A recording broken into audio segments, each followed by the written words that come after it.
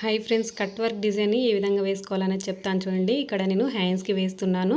Paper canvas అనేది 1.5 ఇంచుల వెడల్పుతోని తీసేసుకున్నాను. 2 ఇంచుల వెడల్పుతో అయినా తీసుకొని 1/2 ఇంచ్ అనేది మనము ఖర్చు లైన్ వేసుకుంటాం కదా, పైన ఇంకొక 1/2 ఇంచ్ వేసుకొని ఏదైనా క్యాప్ సాయంతో మనము రౌండ్స్గా గీసేసుకోవాలి. గీసిన తర్వాత ఇలా నిదానంగా మనకు కట్ వర్క్ షేప్ ఏ విధంగా ఉందో ఆ విధంగా స్టిచ్ చేసుకోవాలి. ఫస్ట్ వచ్చేసి మెయిన్ క్లాత్ పెట్టుకున్నాను, దానిపైన లైనింగ్, ఆ లైనింగ్ పైన పేపర్ క్యాన్వాస్ పెట్టుకొని ఈ విధంగా కట్ వర్క్ షేప్ అనేది స్టిచ్ చేసేసుకోవాలి.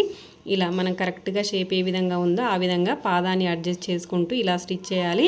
ఇలా స్టిచ్ చేసిన తర్వాత ఎక్స్ట్రా ఉన్న క్లాత్ని 1/2 ఇంచ్ వదిలేసుకొని మిగతాది కట్ చేసేసుకోవాలి. కట్ చేసిన తర్వాత ఈ విధంగా కచ్చకలు అనేది పెట్టుకోవాలి. మూలల దగ్గర పెట్టిన తర్వాత ఈ విధంగా హ్యాండ్కు తిరిగేసుకోవాలి. తిరిగేసిన తర్వాత చూడండి, పోట్లీ బటన్స్ అనేది ఇక్కడ ఈ మూలల దగ్గర పోట్లీ బటన్స్ అనేది స్టిచ్ చేసుకుంటే ఫైనల్గా డిజైన్ వచ్చేసి ఈ విధంగా ఉంది. వీడియో నచ్చితే లైక్ చేయండి.